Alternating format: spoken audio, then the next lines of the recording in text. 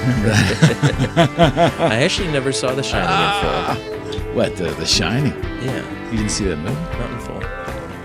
That's actually a little surprising. Yeah, there's a lot of movies from that era that I missed. Like what? Let's see, what year was that then? Like The Godfather. Did you see those? Nope, I missed it. Yep, that's who I am. I know you've seen Star Wars, right? Yes, I've seen the Star Wars. Yeah. Scoot this over a little bit. Just turn the mic. Yeah. Yeah, I want them in the center of your face. That's all. Yeah. Okay. And push out. There you All right. go. I'll go down a little more. You're perfect. Whatever. All right, angles are very important in this Angles world. are important, especially to a guy like you and what you do. Angles are very important. Are you saying I only have a few good angles? Is that what you're saying? No, didn't say that. I could have said that, but I did not say that. No. All right. We met because of a real estate. That's no surprise. And you and your wife have become, again, this is the honest truth, Ben. I view it as fantastic work. And the properties that you rehab is one thing. Finding them, and I help you with that when I can. But it's the style and the workmanship and knowing that when you're ready to rehab and place that property on market, there's no bullshit. It's really thought out, done well, and it's right. And that, I think, is the differential. Well, thank you. I'm sure she'll appreciate that too. That's how I feel. And basically, the work that we've done together proves that point. Oh, yeah. Just have to be cognizant of how sensitive people are to anything. You get a house, there's always going to be some problems. Some things aren't perfect. Like I was saying to you about this next house, the floors are a little uneven. Mm-hmm. It's not it's not that noticeable. It's not like a violent drop. Mm-hmm. It's there, and your feet will notice. But you have to understand that people will. They will notice. Is that the biggest lesson you've learned in this journey so far with this work, or is there other ones? I've learned that there are unfixable problems. They're unfixable problems. Not literally, but the amount of work involved to fix it. You could jack the house up, but it's plaster. It's inch thick plaster. So that's a metaphor. It's all going life, to crack. Right? What? There are unfixable problems. Oh, for sure. Yeah. Well, no. I mean, the point being that there are certain personality types, and I think I fall in that to some degree. I sometimes naively believe that I can, whatever I see and it's an issue, I can figure out a way of fixing it. Yeah. I delude myself into believing that. And then at times it causes a lot of aggravation, consternation, and heartache. Yeah. Oh, yeah, there can be a lot of things involved. And like I said, with this, if you can actually lift the floors up, but all of that plaster is just going to crack. Like it's settled as one. So there were very few cracks in the house, but there were a couple, but nothing that bad. But just the amount of work, there's a limit for me, I guess, where I don't want to go through having to lift the house and to have to fix all the cracks. Like mm-hmm. I don't want to have to do that mm-hmm. much. Also because I just don't think that it's that big of an issue. I feel like people might be forgiving of just that little bit because it is an older house. Yeah, and that has to be the toughest part of what you do, is because you renovate a house built in 1989. You turn around and you renovate a house that was built in 1920. This one was 49, but the first one we did was actually a little bit older. I think it was 38. Okay. So that still had knob and tube. But yeah. Well, but it's different. I mean, it's got to be a world of difference in terms of rehabbing, right? Well, like I was saying before about luring people, like mm-hmm. Lore, not Lure. I do the same thing with the houses. Really? Yeah, they have to become something way bigger for me to have enough purpose to get them done. I have like a beautiful family, but there is that part of me that needs something to be painted big enough where I'm satisfied with it. Like for me, it's the world. Like every house is its own story. I have to. Do you view it like a living thing? Living's a strange word to use, but do you feel like it's a living entity? It's a puzzle that slowly reveals itself. Every space that we've worked with, there are things that are, once again, I say unfixable, but of course they're fixable. But even at the last house, it was hard to find a place to put the furniture, because the entrances where the entrances are, like, or to put a TV, it just wasn't set up for that. Mm-hmm. I completely forgot where I was going. No. My point to you is that you mentioned the fact that you look at every relationship or every project and you somehow have to.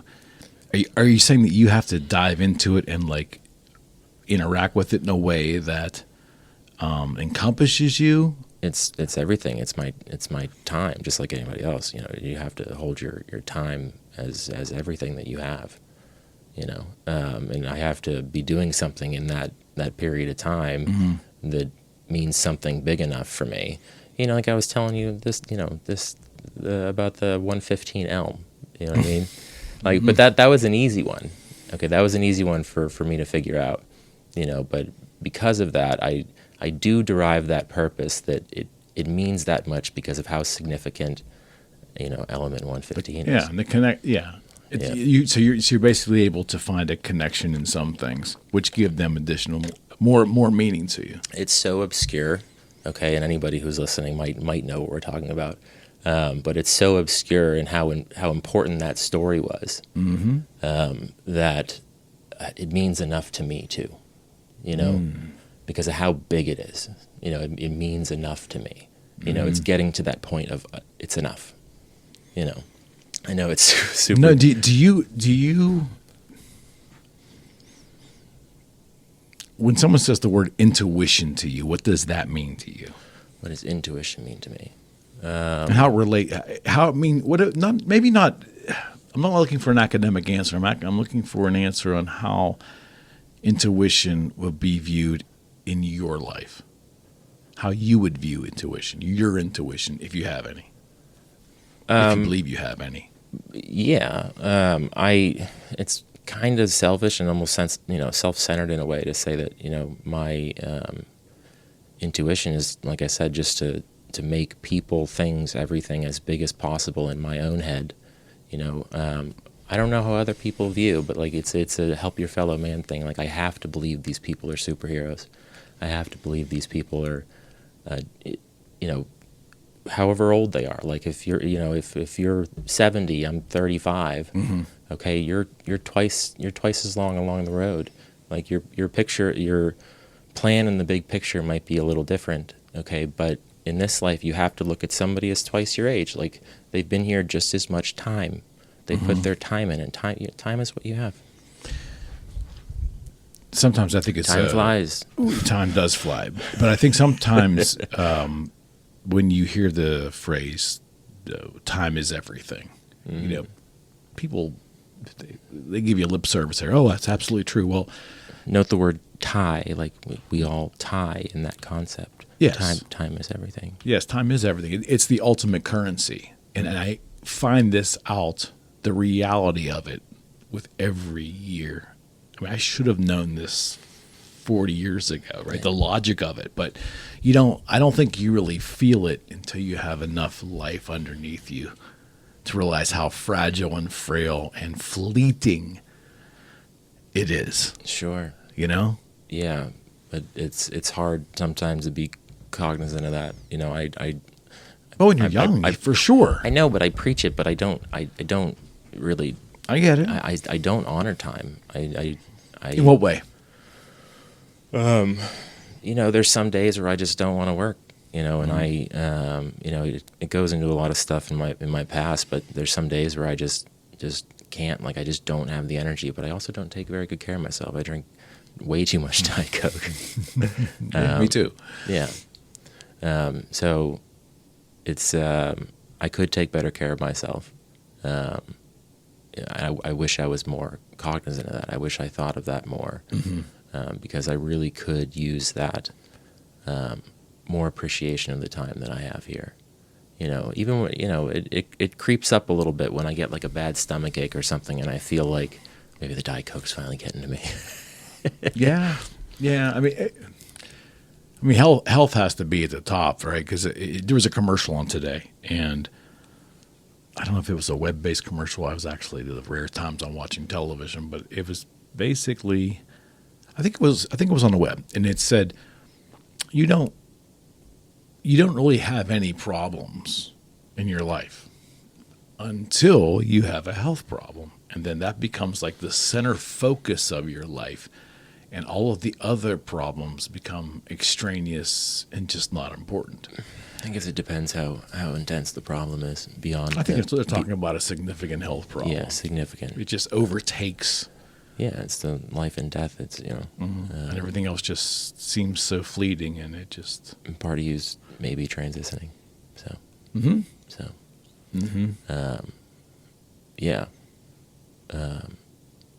That's a whole different topic. Yeah, we got time. Yeah.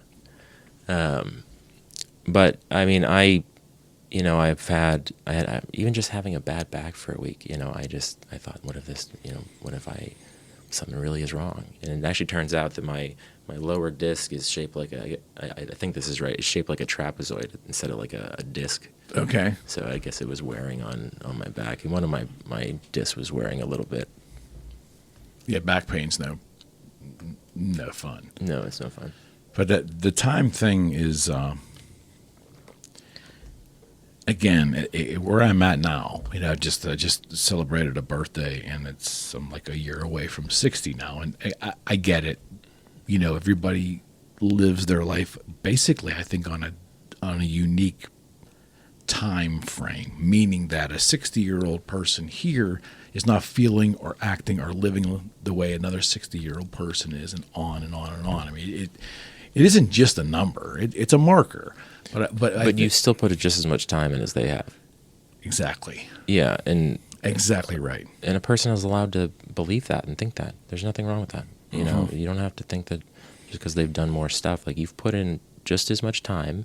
Okay, somewhere, even if you're not, if you don't notice it, it's there. You've earned something. You've got points in a bank account somewhere.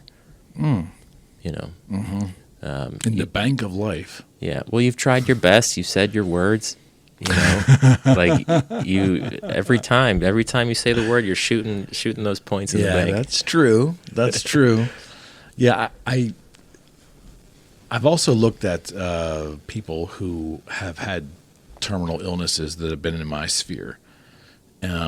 Sometimes less than a year to live, sometimes terminal, meaning a couple years. And I've watched their perspective change. And I still don't think I get it entirely, because I think until you're in that circumstance, you'll never really understand. But when you lose somebody that you're close to, and you watch that process happen over a period of time, and you see how their emphasis and how they handle that, and we all handle it differently, but if you're not paying attention, shame on you, because that losing the two or three people that I'm thinking of over the past 6 years has absolutely changed what currency in my life holds real value. Sure.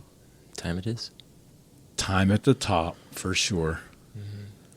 And emotional feedback from those I love and care about. That's like number 2. When you really feel it, when the ether hits you. Yeah, it's exactly right. Yeah. It's exactly right. And I wish I just would have known this reality at a younger age, but I think that's a natural human reaction, because some things you just have to experience.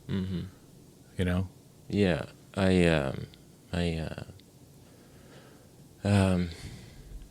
My dad's starting to feel that a little bit. My dad's super. We have long talks about everything, and he's starting to. Part of him is thinking a lot about it. About his own mortality. Yeah, but I want to state unequivocally that everybody's going to be absolutely fine. Of course. Yes, nothing's wrong. All day, okay, every day. I hope no pain. Okay, but everybody's going to be absolutely fine. Yeah, but he knows that too, and we've been working on each other, I guess. Yeah. See, but having that relationship to an outsider looking in and hearing that, especially someone at where I'm at in life right now, that holds so much more weight. Had I heard you say that 20 years ago when I was 40, okay, that's great. He's close to his dad, or, he's having a moment. But again, it's that lesson in life that your eyes continually open with every day. If you're paying attention, sometimes you have to cognitively pay attention, but your eyes get wider every day. Oh yeah, absolutely. Every day. Yeah. Yeah, very minimally, you know, yeah, absolutely. I mean, it has to be that way. Are you able to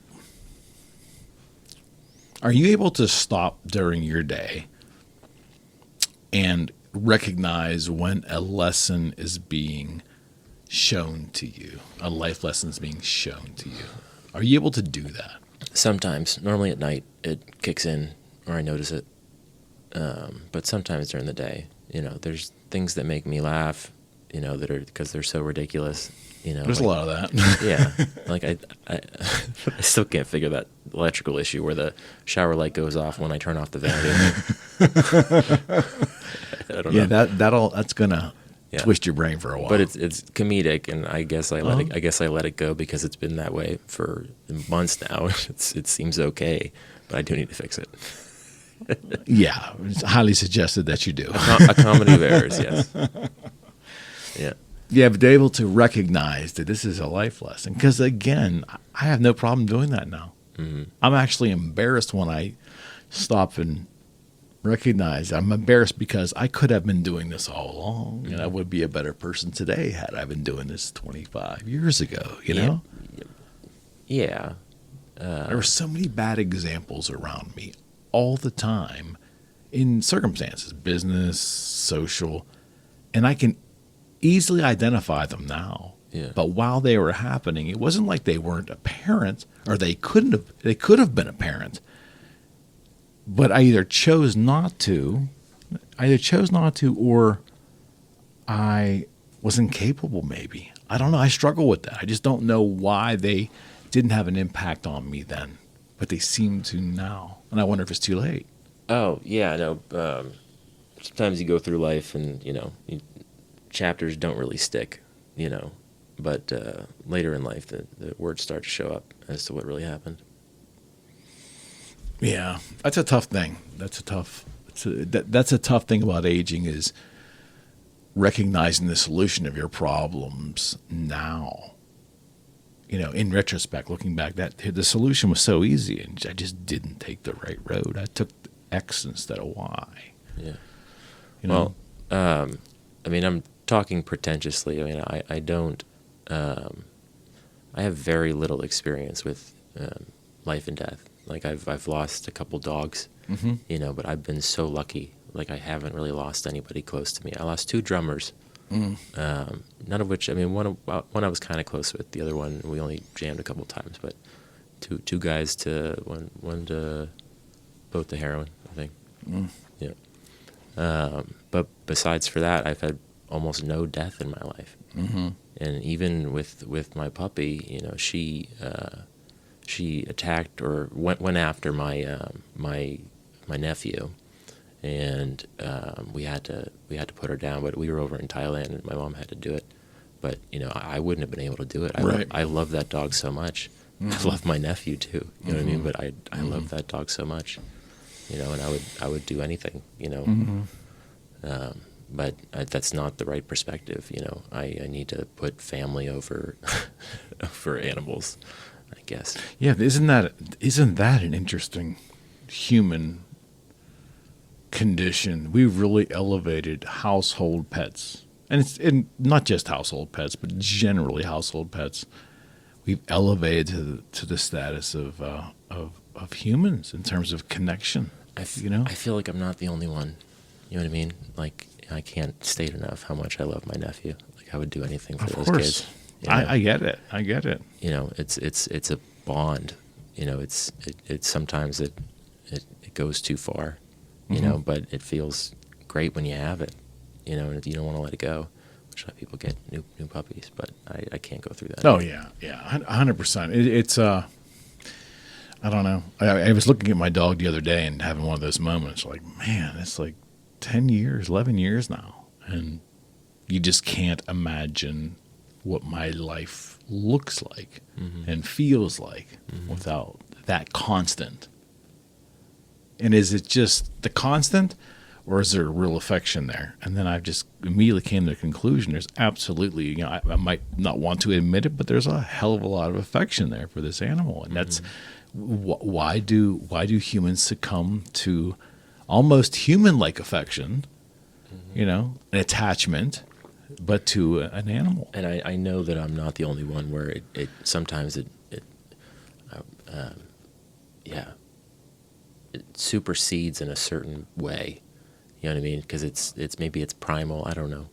Yeah, I'd love to know what. Obviously, a psychiatrist or someone that studies that field could probably give you a more intellectual answer to that. But I sometimes have felt over the years too that you show 20 people a dog that's being neglected, and then you show 20 people an advertisement of a child that's being neglected or doesn't have food. I mean, sometimes I think the animal gets the nod over the child. Yeah, I hate to think that. But no, it's true. I feel like I'm not, I'm not speaking out of turn there. I feel like that's a real thing. Why do you think that is? Like I said, maybe it's primal. I don't know. Maybe it's just a general bond with nature, an alien being, something that's not you. Yeah, it's just interesting. It's a mystery. That's a real mystery to me. Is how we choose to extol affection, and when the humans are not at the top of that food chain, it boggles my mind. Because the assumption is that human life is the highest value. The smelt. The smelt. Yeah, in California.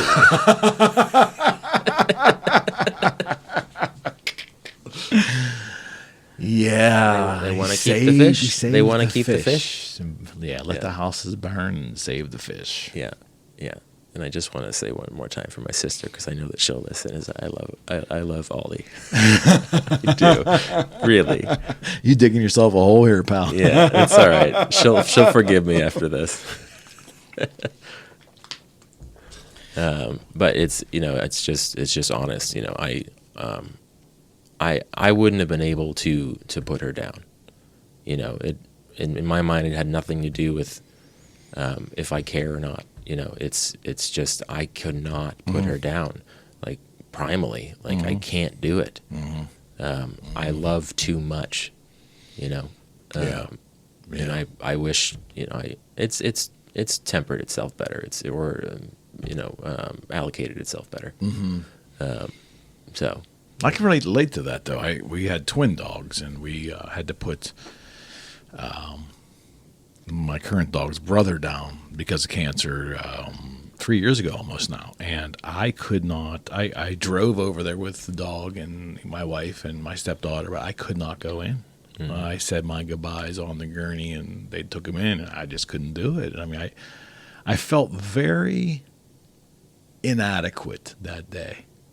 In a lot of ways, that I couldn't be there with my wife, my stepdaughter. Like that was cowardly, I thought, in a way. I also felt inadequate that I just didn't do right by my dog. And I thought that maybe I elevated my own fear and grief to take precedent over what I needed to do. Sure. No, absolutely. No, that's a lesson I needed to learn. And that's the reason why we are, or at least I'm not putting myself in that position again, because I literally have an issue.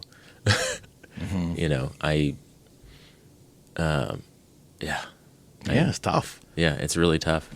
It's tough. And it's like, thank you, Mom. At your neck's a bitch, isn't it? I can't tell you how many times a week I say that, and I look up at the sky and look at, metaphorically looking at my father going, really? Yeah. I mean, so, and I catch myself. I lost my dad in right when the pandemic started. He was in a home for dementia, and he wasn't taken ultimately because of the COVID or anything, but we couldn't get to him because we didn't really see the end of his life because we couldn't go in. Yeah. And then we finally went in when he was passing away. We were in these hazmat suits. It was just a surreal circumstance. Mm-hmm. But the last 4 or 5 years now, I find myself having these moments, Ben, where I'm saying something, I'm walking a certain way, or I'm having like what can be a deja vu moment, or I look at my hands. Deja vu. Deja vu, yeah. I like it.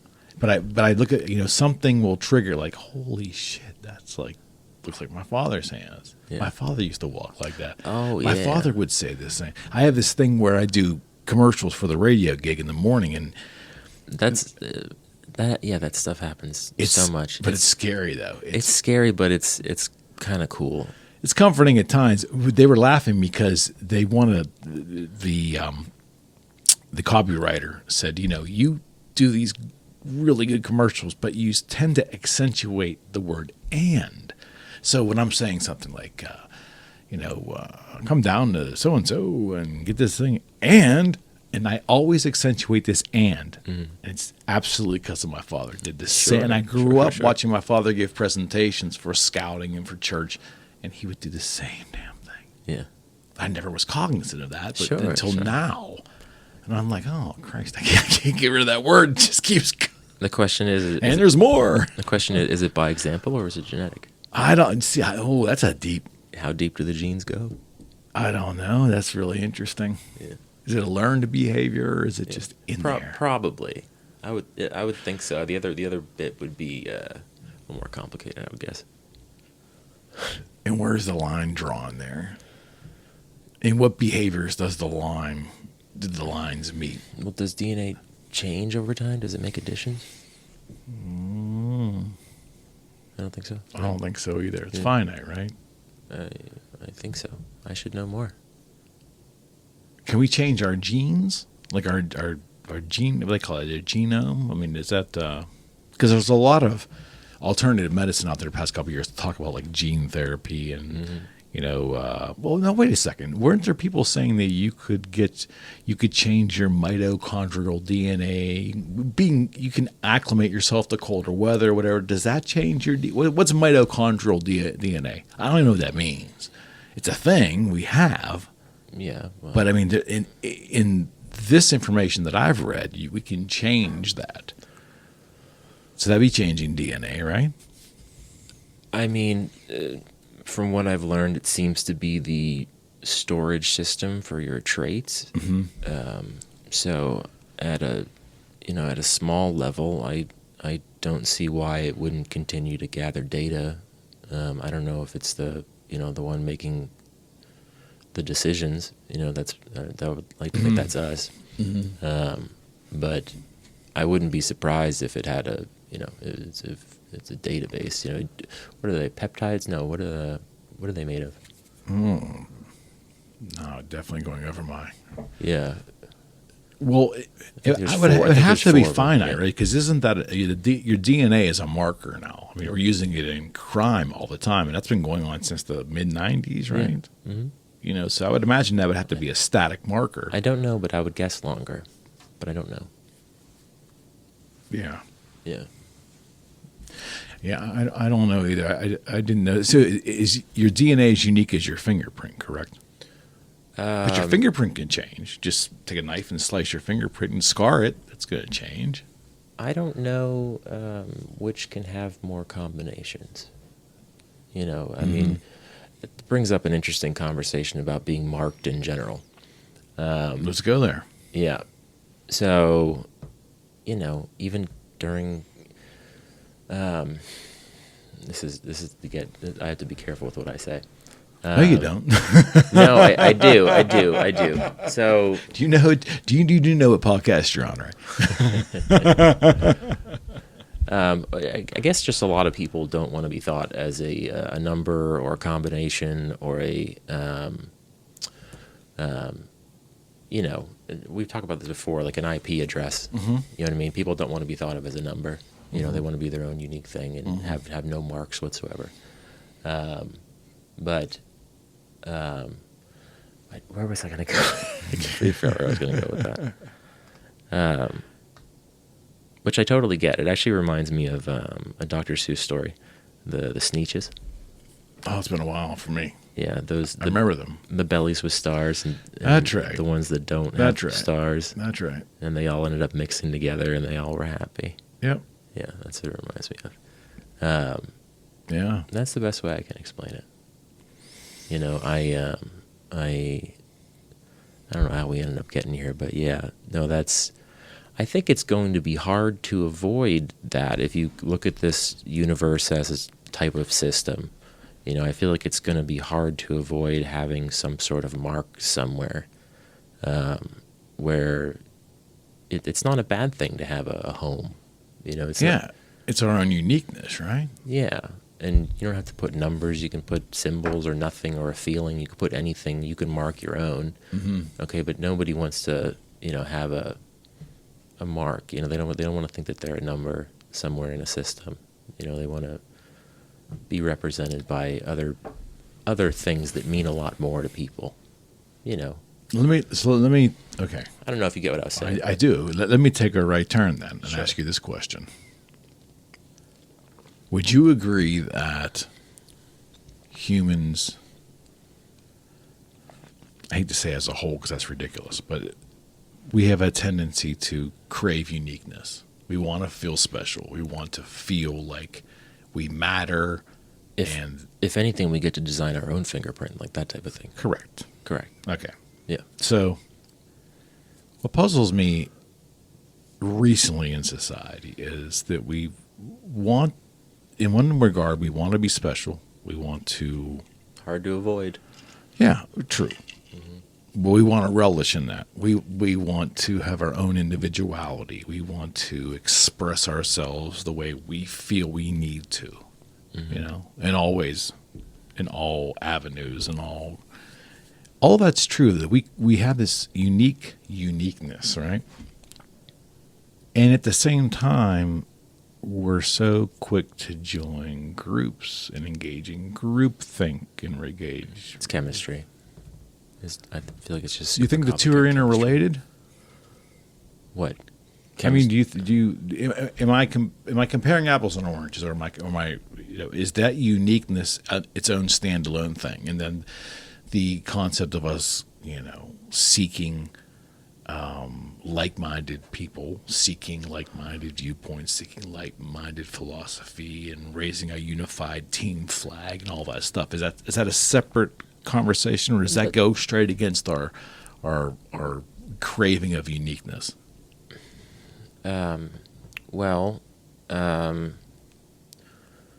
We stay in groups, or, you know, the good groups, you know, believe the same thing about the people around them, you know, that they have their own uniqueness too. Okay. You know, I don't know if it's actually based on age, but everybody's been through stuff, you know, and they turned out the way they turned out. Okay. People want to excite themselves.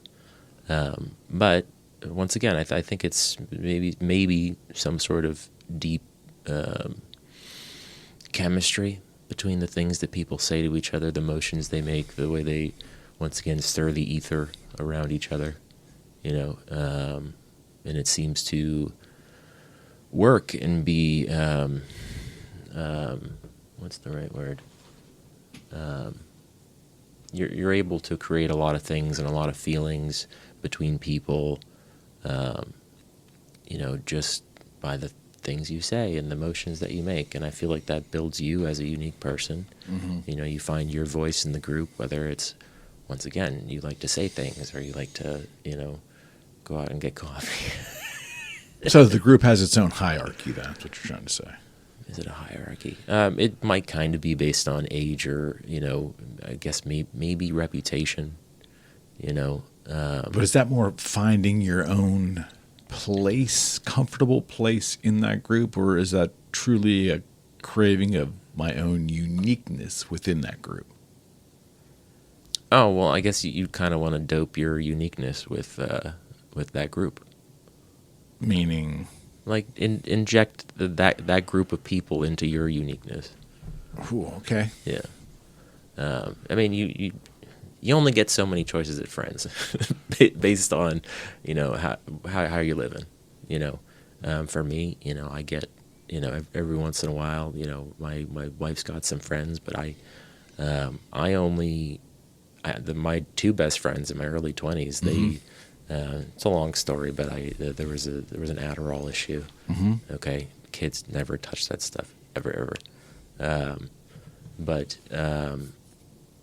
they just stopped talking to me. I don't remember anything terrible happening. They just knew that I had an issue, and then I went off it, and I tried to find them, and they wouldn't talk to me. One of them I got to hang out with once, but I have a good friend, Mark, in Massachusetts, but that's about it. Mm-hmm. I don't have anybody that. So your circle's tight. Yeah, but I have to get as much as I can out of those conversations. Same thing with this. I put my head down, do my work, and talk and hang out with my family. Yeah, but I don't think that's very uncommon.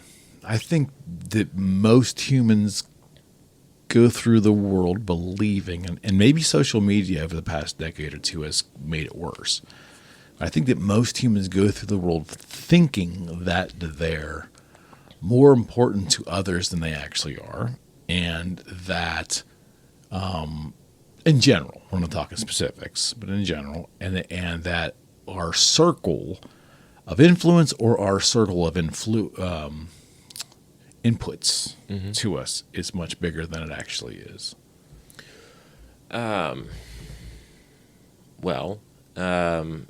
mean, that's tough to go.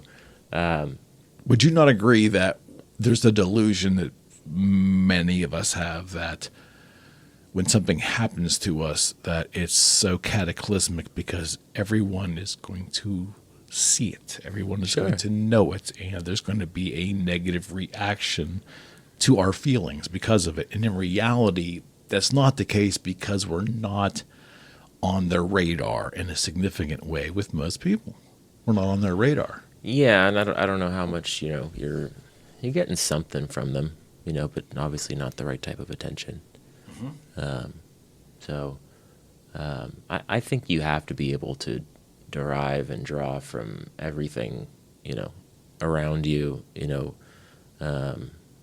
even just like putting up signs and stuff like that. This is the material that I have to work with, and kind of like friends. You know what I mean? Mm-hmm. If you don't have a lot of friends, you got to make the most of the ones that you do. Like their words, their emotions, their everything has to be concentrated, just like it's a group of friends. You know what I mean? It has to mean the same thing to you, because That's deep. Yeah, I'm not. Yeah, but it's also what you're doing with your time. You're making your time. You're getting the most out of it. That you can. I still wish I could get more, but. I'd like to get some more time too. I haven't figured that out yet. Yeah, we need some turtle jeans. Yeah, you ain't shitting. You just got to find the right ones. Last forever. I don't want to get shells. Okay, but if you I don't want shells. If you can find the right very one, uncomfortable. If you can find the right one, then we're in. What is the lifespan of a turtle? I think there was one that was like 180 or something. So. Mortality. See, I've always joked with people over the years, I want to live to be 120. And of course, people think I'm lying, or they think that... You'd be halfway there then. I'd be halfway there. I would know I have a whole other half to go. Well, with the way technology is, with a little luck, and, the way medicine's going, I mean, I should be able to make it to 100 if I don't encounter... If I'm not stupid to myself, or I encounter a streak of bad luck. Yeah. If all things remain consistent and I do what I'm supposed to do, I should be able to get to 100, I would think, just with today's current medicine. Yeah. And in my head, I think it's a little misguided, but the new administration, I feel like, has opened up so many doors to be able to do that type of stuff. I feel like they actually might give the freedom to the people. I think they're trying. I mean, we haven't got the confirmations done yet. But I wish it was a different character. I really do, but that's what we got. I think a lot of us That's what we got. That's the best God could throw together is just Here, take that one. That'll work. He'll do this stuff. Yeah, but it may take someone like that to have the courage to go against what he's facing. We went out like the personality of the person delivering it, for whatever our reasons are. But do you ever think that maybe it's going to take someone like that to do that work? Oh, no. I mean, I'm sure this was thought about for a very long time on some level, okay, that he was being formed into the guy that could possibly do the job. Whether or not he would ever get it, he existed anyways, just in case, That's deep. Yeah. But yeah, I mean, there's some things I don't like, but I mean, his face has become that person now, and this is no joke. Like he's become a legit savior for a lot of people. Yeah. It's interesting to see. Well, let me ask you this: on that premise, does that unnerve you at all when you see people that have like a really heady devotion? The reason I say that is, and maybe I'm running in the wrong circles, but when I observed society the last 4 years, people supported the prior president who were philosophically in that frame of mind, like politically, but there wasn't the enamored prophet kind of stuff. That's because he's getting that hardcore right now. He loves it. He's eating that shit up. Yeah, but I mean, I didn't see that with the other guy.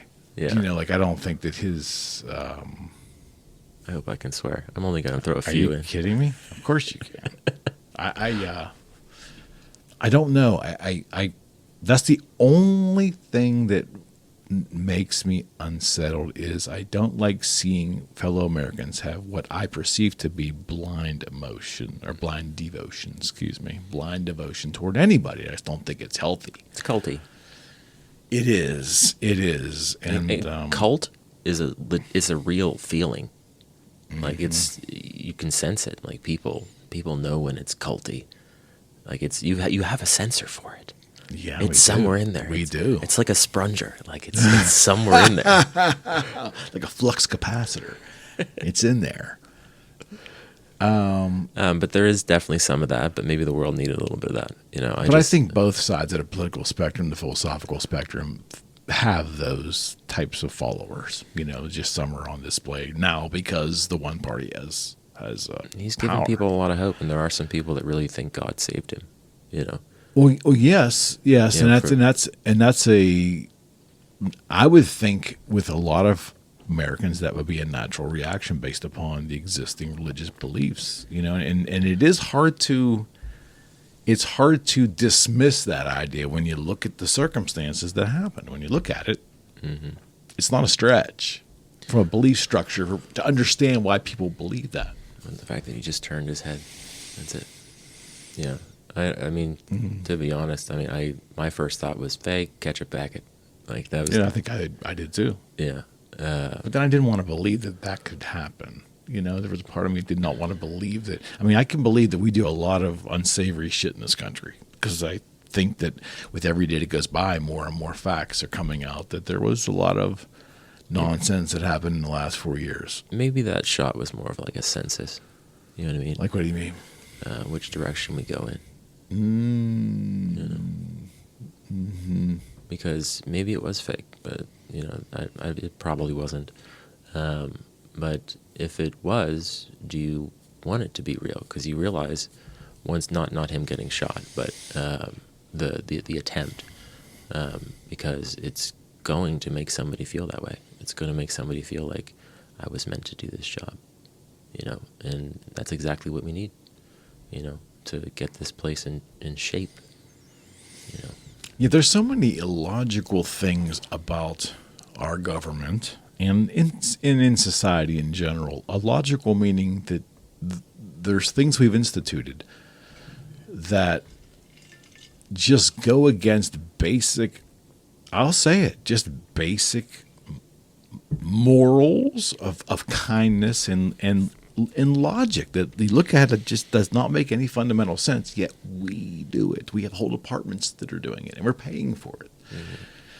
And I think that it's so easy for Americans or anyone in the world, in any government, but definitely Americans, to just throw our hands up and say, that's just the way it is. And by doing that, it just keeps perpetuating, and it just goes. Oh, no, there's definitely the power of the people in Trump.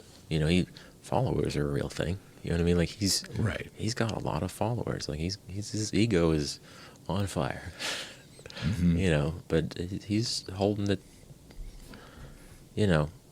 I don't even know which topic to start with, but there's a lot of things that are uncomfortable in this world.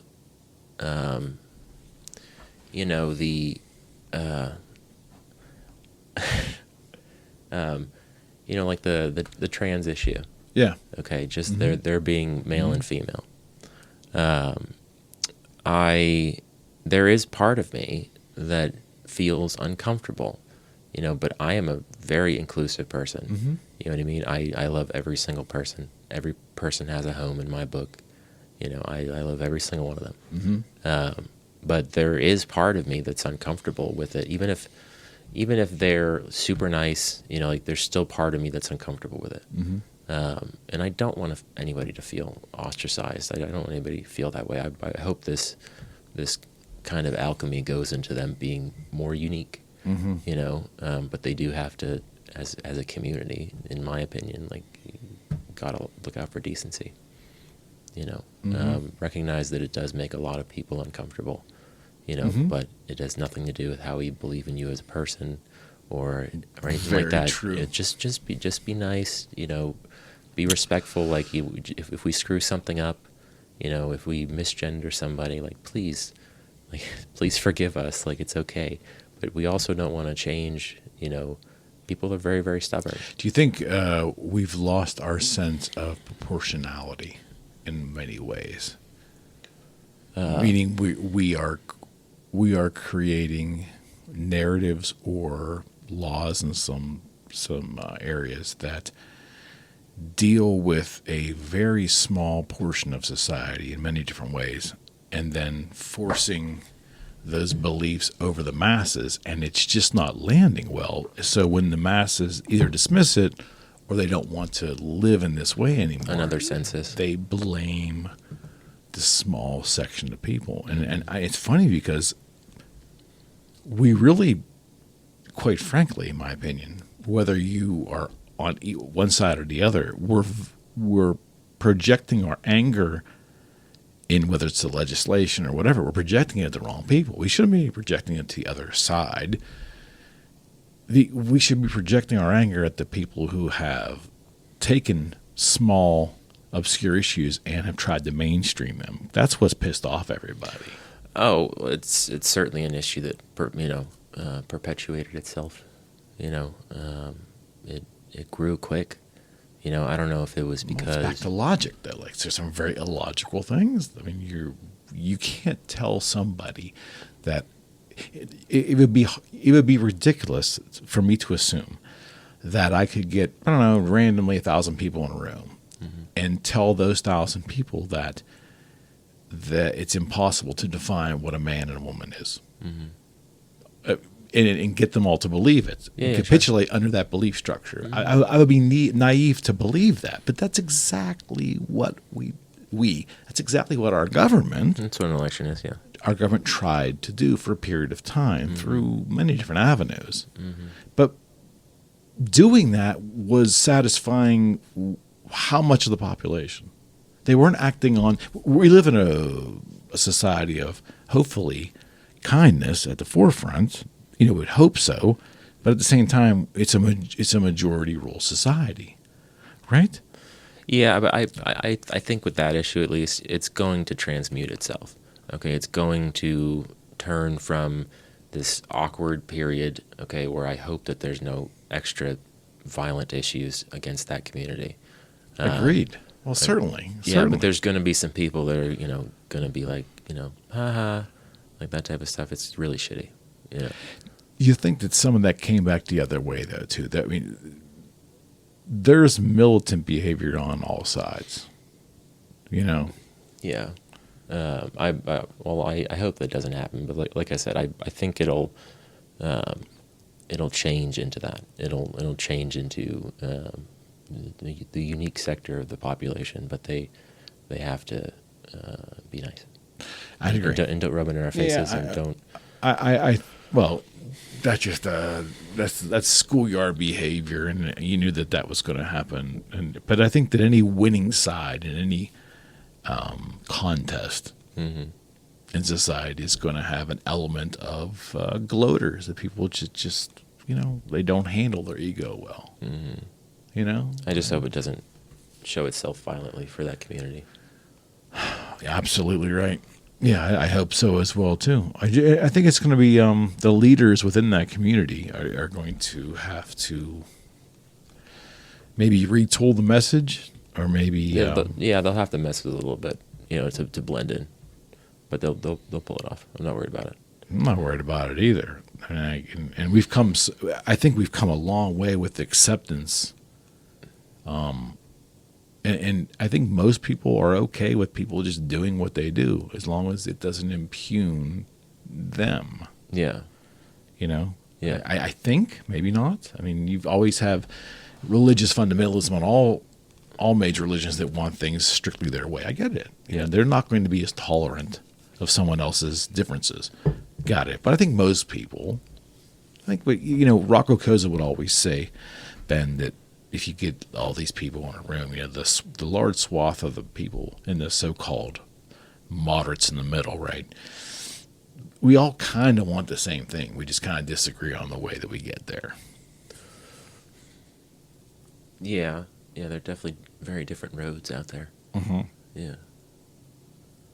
But that's not a bad thing.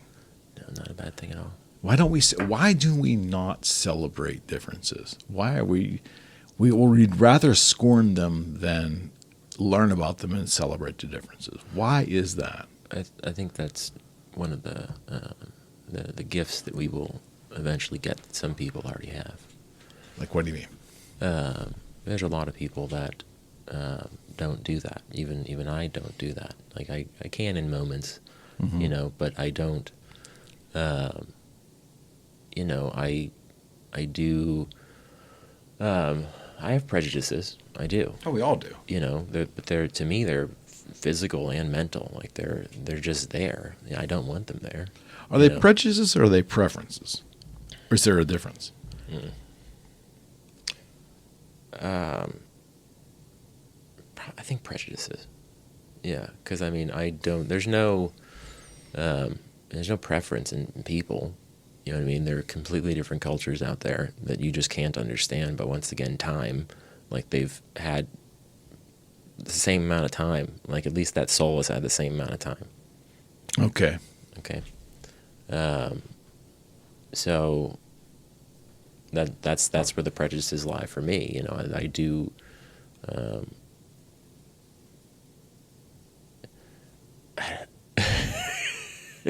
me pause for a second. Sure. Yeah, what I was gonna say is, everybody has these feelings, dark night, guy coming out of the dark night. So that type of thing. But I wish they weren't there. I mean, if you look at it in that frame, it's kind of funny, as long as nobody, as long as nobody gets hurt. It's kind of funny. Yeah, I mean, where you at, man? You got Doritos? Oh my God. Oh God. We don't like differences. We just don't. Let's just take something that's not as consequential as race or gender at all. Just take music for example. Sure. For an example, people, and it is consequential. It is consequential. It's basically the same thing, but yes. Yeah, somewhat. Well, yeah. It's like you would hope people would have a tolerance for other styles of music and for the people who enjoy it. But, people tend to be rather militant about what they like and fuck everything else. I still believe it's all just chemistry coming at you, through those earphones. Mm-hmm. Well, the things people say, the music. Well, you can break it down further. It's just ones and zeros. It depends how deep you go. I knew you were going to say that. Yeah. But we create these genres, right? It's not a binary issue, Eric. No, it's not a binary. I agreed. Oh God. But the genres are, we've created them. They're forms of expression. We like to lump them in little buckets and then market them to society and build loyalty amongst the bucket. And some of them are awesome. And some of them aren't. Just my opinion. Some of them are awesome. Yeah. But that in hindsight, that didn't help unify society because we love our music. We, as a society, You're saying we it love didn't music. help. I don't think the genres helped. No, it's just another thing to divide us because we're not sophisticated enough to again celebrate the differences. We look at it as that's our team, and fuck you if you're not on our team. Were there people that didn't like the Beatles, or were they just that big? That's me. Really? Yeah, I tolerate them. I'm talking about at the time, though. Oh, I don't remember them. Yeah. I don't know. It's a great question. Well, I think listening to my mom, How many haters did they have?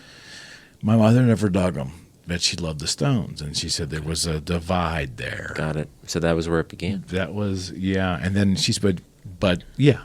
Mm-hmm. And she said, then you'd had these, it seemed like when 1970 came around, you didn't get a splinter groups. You'd have like your really heavy stuff with Purple and Sabbath that emerged, and then this thing called Led Zeppelin came, which didn't sound either like the Stones or, but that grew in a different thing. But the Beatles were not universally loved, but they certainly probably, that first mover advantage thing too, that genre they kind of created. Yeah. Really, I don't know. I don't know if it could have been avoided. I guess you have a point. Maybe it did prevent us from coalescing into one a little more. But this is, spread its wings. And well, think about this. So if you go back to the 1800s, the late 1800s, and into all the way to 1930, the predominant music was big band, right? It was the predominant. Now, there was like symphonic music and all that, but in terms of popular music, whatever that meant. Yeah.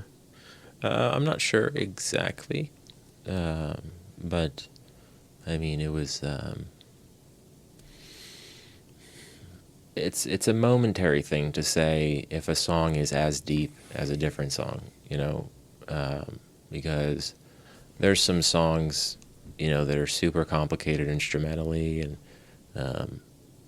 and super complicated verbally, like for me, the Mars Volta. I don't know if you know the Mars Volta, but they are out there. Like every single word just doesn't make sense, but you have to find out why it does, that type of thing. Mm-hmm. Or, a big band tune, it just depends on the moment. It depends on how much you get out of the feeling the song gives you and how often that feeling. Right. Agreed. Yeah. But I mean, Mars Volta, that was one of the perfect albums, like most perfect albums ever. It's it's a CD, it's an album, it's a never-ending energy source. Correct. And I guess thinking about it, I never really thought about it, but it's hard to match that. I feel like music has evolved. Maybe it's gotten deeper, but there are definitely moments where that old song is going to mean more to you. But Come Fly With Me, like these some of these songs just stick, and they'll be there forever. They're riding some sort of wave that hits a lot of people. It's not just so many memories have been attached to it by so many people all around the world. It's become very dense. I read. It's a beautiful feeling. Oh, if you sit in Seaside with Come Fly With Me, with a mocktail or whatever you got, like, there's no feeling like it. You're talking about Sinatra's song, right? Yeah. I'm a Sinatra fan.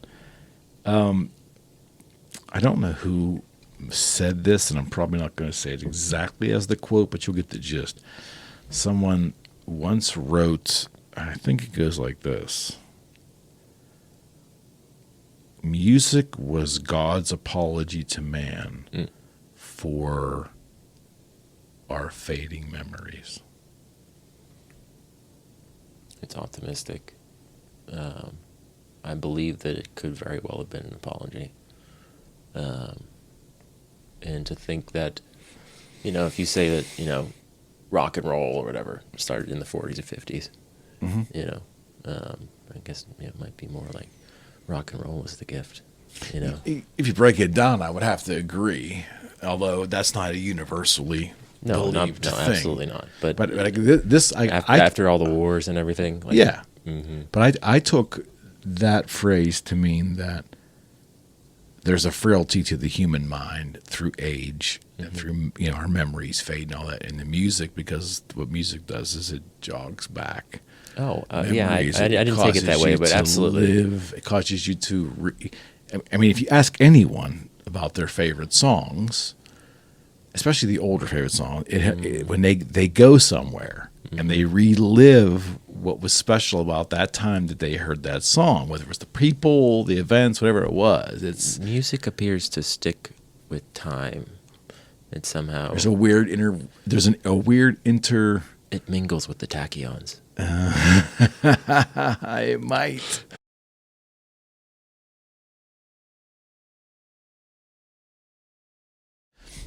Speaking of music genres, do you think that, this is what I believe, and I think it's beautiful, like, genres were so heavy in popular music and coming out of the 60s and the 70s and then the 80s and MTV, but it seemed like when the 90s hit, the genre started to blend a little bit. And I look back to the formation of what they called hip-hop in like 84, 85, and then that merging a little bit with rock with, I think Anthrax and NWA, and then there was Aerosmith.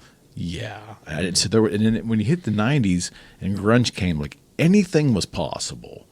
And I think it was almost like us humans were pushing back on these radio executives and this big business thing, this conglomerate of music, pushing back, saying, we're going to ingest it the way we want to ingest it. We're not going to subscribe to your imposed genres. And then the technology kept changing and downloading came and everything just got mishmashed. And I don't even know where it stands today, but that's because I think I'm older. I just don't know. Yeah, but I feel like that battle's been won. I feel like it's because those people probably listen to that music. Like, what do you mean? Some of the corporate execs. Oh, it's changed. Yeah. Yeah. So the old guard's gone, you think? I think it would have to be. I think at this point, yeah. Considering some of the bands I've heard, shout out to the Blood Brothers. Just these two skinny guys in skinny jeans just screaming their heads off. Like emo? Every single night. Screamo or emo? Or? No, it's super unique instrumentals. They broke up a long time ago. Okay. But I don't know how they had the energy to do what they did. Like just screaming away for an hour and a half a night. Yeah, I just don't know. I don't know how you do it, especially without drugs. I don't know how. Well, it's funny you mention that because the quote unquote genre I could never understand, that it just did nothing for me, was and I loved heavy metal. Hard rock was my thing, but disco, death metal, and like just the Cookie Monster vocals, and even Slayer was a mainstream heavy metal band, but they were on the tinge of that really aggressive. The music was great, like the aggressive music was fine, but it was just that the Cookie Monster thing. It was almost like I never got into horror movies when I was a kid. It wasn't my bag. You just wait for the solo. And then kinda. Well, the rhythm sometimes is good too, I guess, maybe, but it's ultimately the vocals just didn't.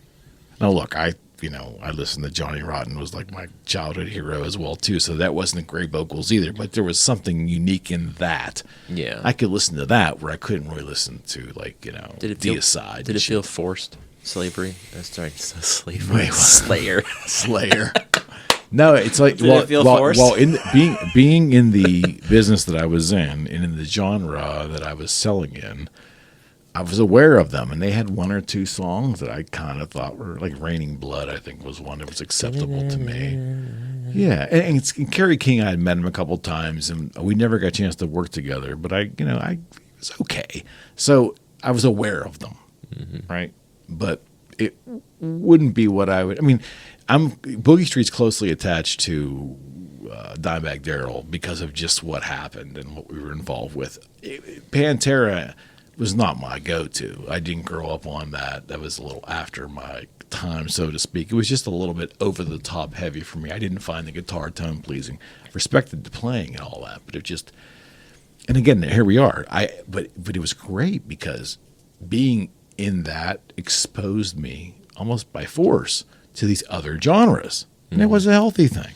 That was a healthy thing. I don't know. But I have my biases like everybody does, and I shouldn't. I try to go with an open mind, but just everybody screams differently too. There's some, I'll call them timbres. Of scream. I would think so. Yeah, of scream that I like.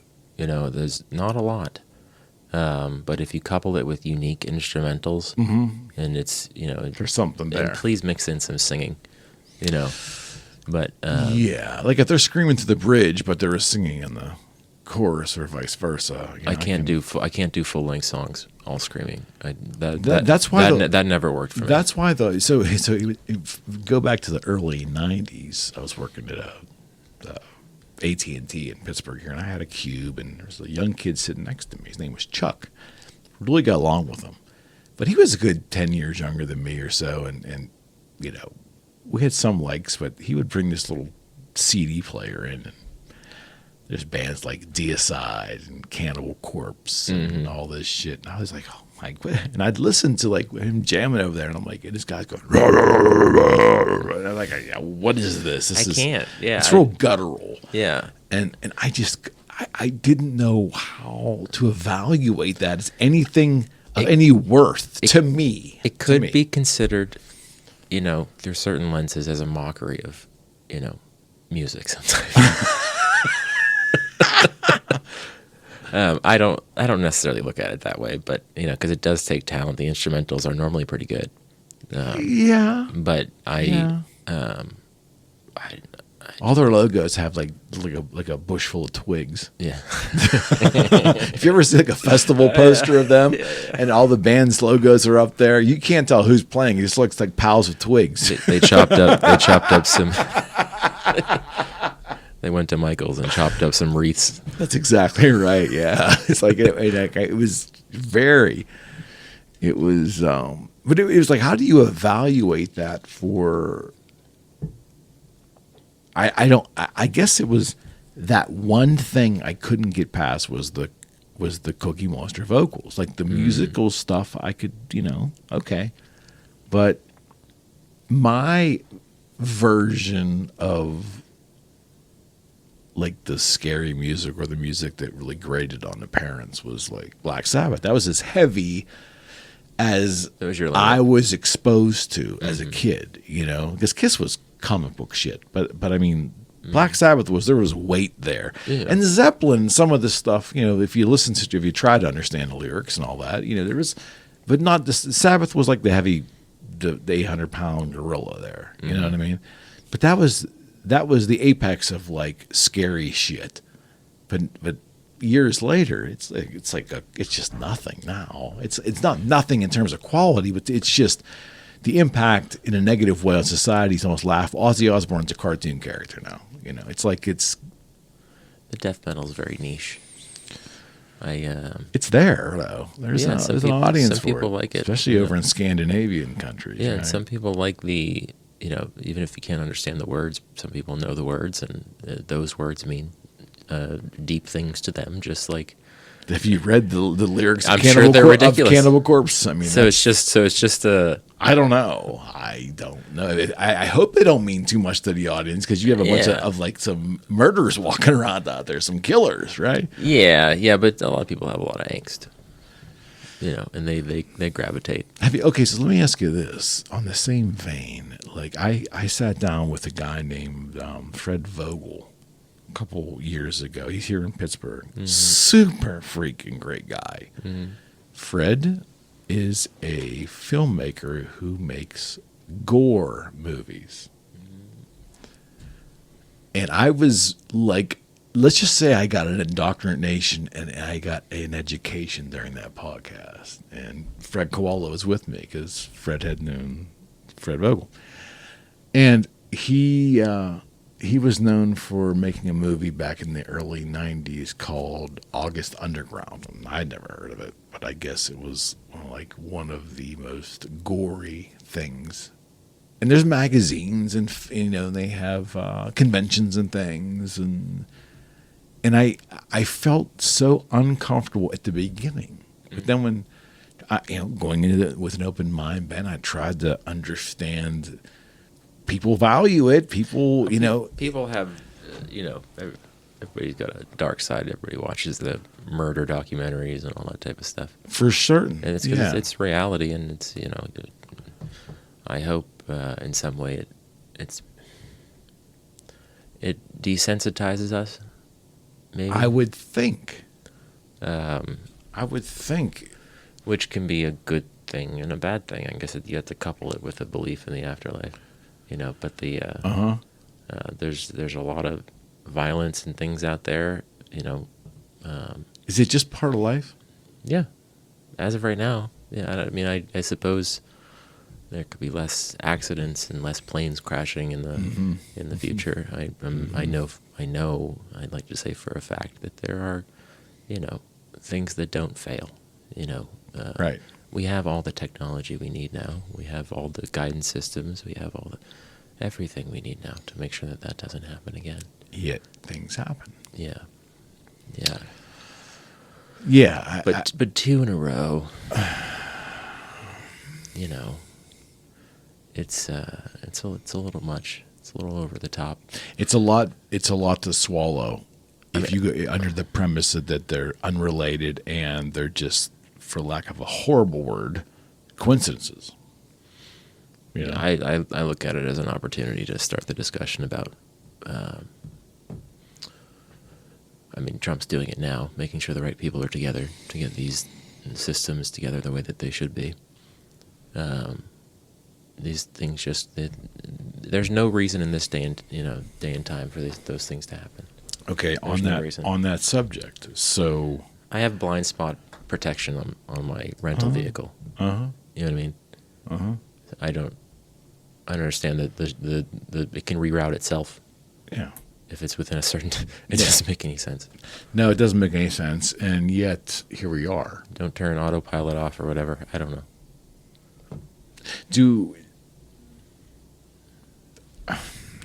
We're not perfect. We make mistakes. I get that, but our machines are perfectly capable of saving us. We just aren't updated. Companies, private businesses over the years, or even public corporations, the way that they became profitable was hiring and utilizing the skills of the very best at what they do. That you hired for excellence. That I'm not saying we abandoned that, but we somehow interjected other hiring requirements maybe a decade ago. We started to do that. And the government did a wholesale change on that based upon whoever was in power. And there's a philosophy out there that there needs to be a different way of looking at employment, that skills and knowledge and ability are not at the forefront. There needs to be other things that rival that. And that's what Trump, I think, is saying now that we have spent time hiring people that may not have the appropriate skill set, but they have the right sexual orientation, the right gender. I'm sure that there's somebody in that position that would have fought very hard to get the right systems on those machines to make sure that this doesn't happen. I don't know. My question is, how did we get here where someone's sexual orientation takes precedent to competency in a job, in searching for a job applicant? How did we get here? I don't know if I have any deep explanation for that. It was just bad governing. It was almost like stalling, waiting for Trump. It's kind of what it seems like, because it's all so ridiculous. it just seemed like it was stalling, and whoever's running the show just got bored. All right, let's go deep in that regard then. Let me ask you this. So, do you believe, first, that the prior President Biden had the appropriate competency to be making all the decisions that he ultimately signed off on? Do you think those were all his decisions, or do you think that there's something else was going on there? To be honest, I thought that Obama was still in charge, and he was going to use all the Mexican labor as slaves to build new pyramids. That's my theory. Oh, where are they going to put them? Arizona? No, I know where. That's I don't know. I mean, if that's the loopy stuff. I mean, is it though? No, I don't mean Manchurian Candidate shit. I don't want to go that far. But I'm saying to you, because when the first year happened, I actually thought, well, what if he does not have the competency in many ways to even understand some of the concepts that were being brought to his desk, and were there assistants around him with agendas and philosophical bents that are, just basically propping him up and having him sign off on things? Yeah, I don't know how impressionable he was, how oblivious to his own. I mean, he seemed pretty oblivious to his own condition. So I don't know how much. I'm sure he had people's opinions who he trusted. Did you see the video clip recently with the Speaker of the House in the interview that he gave about when he was in the White House and the President Biden said that he dismissed the people in the room and said, I need to have a couple of words with the Speaker of the House. And the Speaker of the House said, Mr. President, what was the idea of shutting off the natural gas resources and, in these certain sectors? And Biden had no clue what he was talking about, and saying he didn't do that. And Johnson continued to say, well, he didn't know what he signed. And then he said something about, well, we were just going to create a study, that's all it was. I remember this story. Yeah. He had no idea what he signed. Yeah, and if that is not unnerving to anyone who would watch that and pay attention, that to me told me all I really needed to see. If I take Johnson on his word, that is maybe symptomatic to what a lot of things happen. The reason being is some of the quote DEI, and I didn't create that acronym. That acronym was given by that administration to our society, right? Instituted. In not just government, but also in private sector. So I get why Trump, it's a political weapon, the weapons that I wish didn't exist. But I don't understand the logic of it. I mean, I absolutely think that there is a place in the conversation for giving everyone a fair shake, but not at the expense of competency, especially when there's a public health risk. Competency has to be proportional based upon the type of work, right? And I can't imagine an air traffic controller not qualified. They weren't taking reality seriously. Maybe it was because... Who doesn't do that? Because of who was in charge. Okay, it's just like now people were feeling more empowered. People were just dying, they inside, things were going rotten. That's kind of what it felt like. Either that or just so it really could have been a lot worse than it was. Oh, it could have been. It could have gone a lot faster. Yeah. Who knows? Yeah, I had this conversation with Rocco over the years we sat here in the last 3 or 4 years, and I said my biggest hope is that Biden keeps us out of a major conflict. A serious conflict. I don't mean dipping our toe in the water, because our toes dipped in many different pools right now. But I'm talking about engagement. I'm talking, because in 2022, that's when Russia invaded Ukraine. That was a while ago, man. Or is it 2023? It might have been 2023. I'm not sure. Regardless. It's amazing Russia wants more land. Ridiculous. Go figure. Right? Go build something on that lot over there. It's ridiculous. Go figure. But the point being is that there's been opportunities for him to do something really, for lack of a better phrase, stupid. And he didn't seem to do that, thank goodness. Oh, yeah, he could have. But he didn't take, he just wanted the seat. You think? Yeah. That's it. I'm surprised he dropped out, but I'm sure he had a lot of pressure on him. So I'm a bit older than you. I paid attention. So I've watched Biden in the 90s, in the late 80s and the 90s, and I always viewed him as a guy that couldn't tell the truth because he's been caught many times. But I viewed him as a moderate liberal, moderate Democrat. He wasn't far left philosophy at all. And I know that even that term has changed over the decades, but to see him sign off on some really left-wing stuff and try to make that law was mind-numbing to me. And that's when I kind of suspected that maybe it really isn't him. Maybe he doesn't really understand what he's doing, you know? I don't know how long the dementia was going on, but there are millions. If I had to guess, you know, somewhere around 100,000 people that could do that job really well. You know, but it's all circumstantial too. And he came in. Once again, it just feels like it was a stall. It just stalling the show. What did you think of that debate with Trump? What was when it was going on and you watched it, or you watched the next day, or you saw clips of it, whatever you saw? What did you take out of that? Were you unnerved at all by seeing that? Which part specifically? Just his cognitive decline. It was so instantly apparent to me that he just did not. I felt powerless. There was, and everybody else does, you know, besides for Trump right now. Right. So I didn't think much of it. It didn't make me emotional or anything. It just, it was, that's it. You know, Biden felt personal. You know. Mm-hmm. It was to me, yeah. It was just stalling, waiting for Trump. I don't know. I don't know. So you really believed he was coming back? Oh no, not specifically, but that appears to be. I don't know. I look at the whole thing as a big show.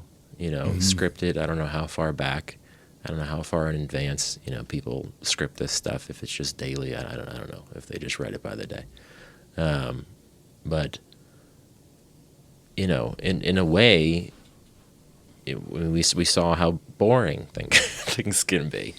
You know, we can have a boring reality with no good leader. You know, and that's what we saw. You know, and now we have the excitement, and more excitement than has been around in a long time. That is true.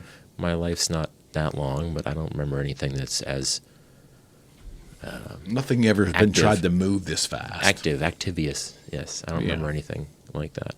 And I feel lucky, and I am grateful, or at least I try to be, that, you know, things are changing. I don't know how I feel about all the topics, but things are changing, and we're lucky to have a show. You know, we're all watching something. There's some way that we all have our own video sensory feeds where we're all mingling together and, you know, having conversations with each other, where all our books are all written together. You know. What do you think about Musk? What is your thought process when you think about Elon Musk? I tend to judge people, you know, based on their personal exploits, you know, to decide whether or not or to reason why you can get away with certain things. You know, he's had a lot of kids, you know, with different women. You know, I know you have too. But he just kind of, no, but he, wait, we can drop that. Two okay. women, we can cut that. That's okay. I've only had children with one woman. Ask the question. Oh, I thought, No. My Natalie's. I'm sorry. My current wife's children are my stepchildren. Yeah, I had my first wife has 2 children with me, And then when Natalie and I got married, she already had 3. Okay. Yeah. I thought you had one with Oh, Natalie. no, I'm so sorry. You don't have to be sorry. Okay, ask me about Musk again. I know, we're leaving this in. This is perfect. I hope to meet you someday, Natalie. Yeah, there's that. That's without question. No, I just don't know because Musk is such a polarizing figure when he comes up in conversation. But he just seems to drop it and bail. Is he on the spectrum? Oh, he's Guessing. If you get the guess. I don't know. I've never really been around people with Asperger's, but he definitely has. He's got tics, but he's very talented. I wouldn't ever put labels on him like that. Did you watch the 2 Rogan podcasts with him and Rogan? Yeah, I've seen him. I mean, I look at it as could we be friends? You know, if he had time. That's a good way of looking at it. Yeah. I think you two could definitely be friends. I hold my time valuable. Again, I said this to my dad one time. I mean, I hold my genes in a very high place, but I don't hold them high enough to just drop it and ditch. Okay? And that's the difference. And I feel like he has that in him where he thinks I would agree. Where he thinks he's the king, even though he doesn't really talk about it a lot, but he kind of knows that he is too. But I don't like that trait. Do you think his ego is really out of control? No, I think he actually handles it pretty well. But I think that's just a trait of him that looks like it might exist. I don't know. I mean, I don't know anything about his personal life, but I mean, I'm very happy with the things he's done. He's done some really cool stuff, you know. And I hope that he does more. Like, you know, there's so many more products in the future, you know, that he could just think get about into. all the stuff that he has to be doing at one time. It's nuts. Yeah. Would you ever notice? It's nuts. So if you look at the cross, right? It's a lowercase t, right? Uh-huh. And then Elon's got the capital T. Or he's an alien. Yeah. An Aryan. Rogan thinks he's an Aryan being. Rogan seems to think he has to be an alien, but I 1 second, I got to go see Kyle. my friend Kyle. I got to go see Kyle. Oh my God, dude. But he's so much more impressive than Bezos to me. Bezos to me is a businessman. I don't know if he's an engineer. Oh, but Bezos has created something very important, and mark my words on this. All right, Bezos has made Santa possible with his shipping infrastructure. I can't argue that either. So we need to find the gifts. Oh, yeah. That's one of those things that could possibly be real, where it's almost feasible. And I did Amazon Flex. You can sign up a year ahead of time to do Christmas Eve deliveries. You might be able to pull it off, at least in the States. Really. So thank you, Jeff. Oh my God. Good job, man. Like, just, all right, I'm thinking. Oh my God. It is amazing when you think about his rocket seems cool too. Yeah, but he do that as a response to what Musk was doing. He just felt like he was compelled to do something that. Yeah, I don't know. Yeah, he built the 10,000 year clock or 100,000 year clock. Did you hear about that? Yeah, I did. That made a splash in the news for a while, and then it went away, and you haven't heard anything about it. It's an artistic statement. Yeah. Mm-hmm. His is Blue Origin, correct? Yeah. And I think his just a standalone ship.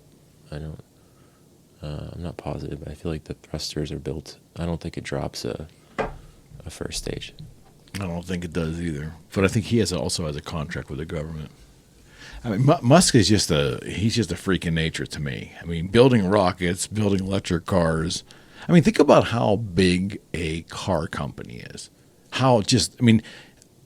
If you were to really dive deep and look at all the operations of, let's say, Ford Motors, or better yet, General Motors, and the complexity of all of that, there's one guy doing it.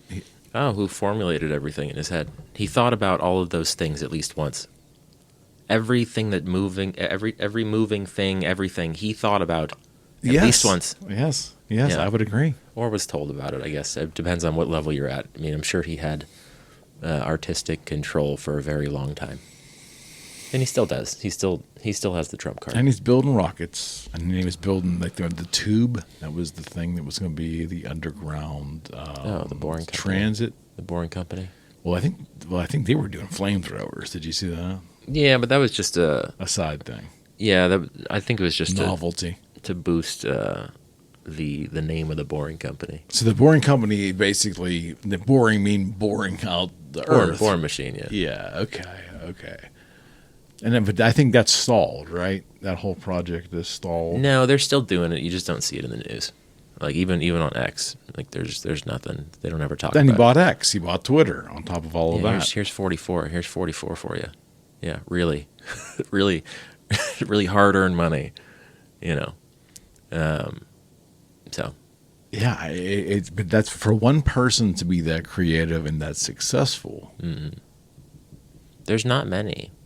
You know, we're very no lucky. one at his level. No, well, his motivation is just there, you know, and he's got the mind for it. He's tuned, you know. He has his enough quirks. time to make all those kids too. Yeah. Oh, this is crazy. I'm sorry, Elon, if I'm being too critical, but I just don't like that. Like I don't. My genes are great, okay, but they're not that great. I love you, babe. Oh my God. Yeah, I don't. Yeah. I don't know. I go ahead. Sorry. No, so let me ask you this question. I understood why Trump connected himself with him because it was good politics early on or through the campaign, and I saw how it all started to shake down at the end when he was on Rogan, the timeliness of him being on Rogan, Musk I'm talking about again, and then Rogan endorsement came right after that. I mean, everything just worked out the right way for Trump, and it was orchestrated. I mean, don't get me wrong. I think that, you know, chips fell right for him. Back to the show, okay, the whole show that we're all watching. Like, we're very lucky to watch this whole thing. The Trump show.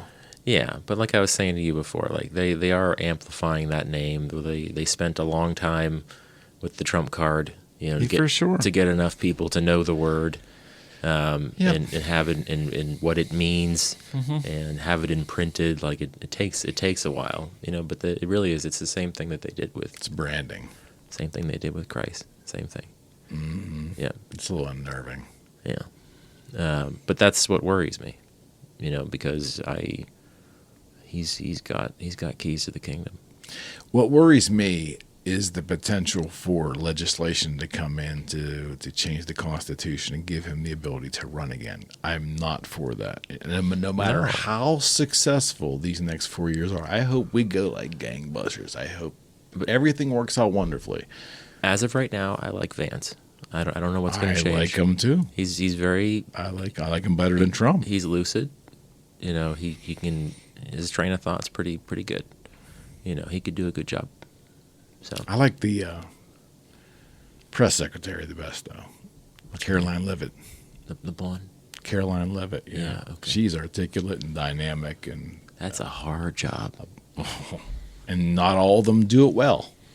No, as we just lived through 4 years of dance practice. yeah, and I when I evaluate those people, even though I might not like their philosophies or whatever, I have to take account of how difficult that position is. You know, even at St. Pierre, I mean, it's not easy what she does dancing like that. It's not easy. Well, he put her in incredibly difficult circumstances. Yeah. Just horribly difficult, especially the past 6 months or so, the last 6 months. Spinning practice. Yeah. Were you perturbed by the pardons on both sides? I mean, Biden's definitely an opportunist. You know, he threw that right in at the end. J6ers, you know, I kind of... What was your thoughts on J6? Well, the number 6 is carbon, and that would make it JC. Oh God! just want to let you know where my mind goes. Okay. I don't know. It would be case by case. That's it. I feel that too, and I feel that's what Trump did not permit to happen by the blanket pardon. I think that there certainly probably was a lot of those people that deserve pardons based upon the proportionality of their Absolutely. I'm sure there were plenty. But there certainly were some too that assaulted police officers and some other things that really did crimes. And I don't like the theft that went on, like, the guy with the goofy hat and the makeup who was walking out with podiums and shit. I mean, you can't deface. No. But in terms of calling that what do they call what were they labeling that J6 event as? Insurrection. Insurrection. There's a road called Insurrection Road. Those morons couldn't fart in unison, let alone insurrection. I mean, really. It's not an insurrection. But I also don't think it was staged, or it was, to be bluntly honest with you, I don't know how you could tie Trump to that from a responsibility standpoint. It just didn't make any sense to me. And I think that the media blew that entire event up to be much more than it actually was. And then you start hearing things that there was covert people, agitators, and all this shit. Who knows what to believe? I don't know what to believe. Yeah, I mean, I heard one cop died, and I don't want any cops to die. No, neither do I. Yeah. So that's a problem, and I don't know if it could have been. I don't know. I don't know enough, but I don't know if he got trampled. I don't know what happened. But it'd be hard to pin that on one person. Mm-hmm. But there is some responsibility for the crowd in general. And they picked certain people. I'm sure there were plenty of people that didn't get persecuted. I don't know. Mm-hmm.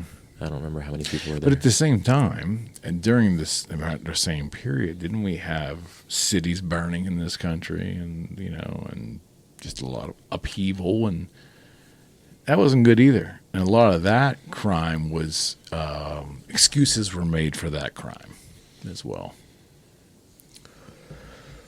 Yeah, that was a bad summer. Summer of 2020 was fucking rough.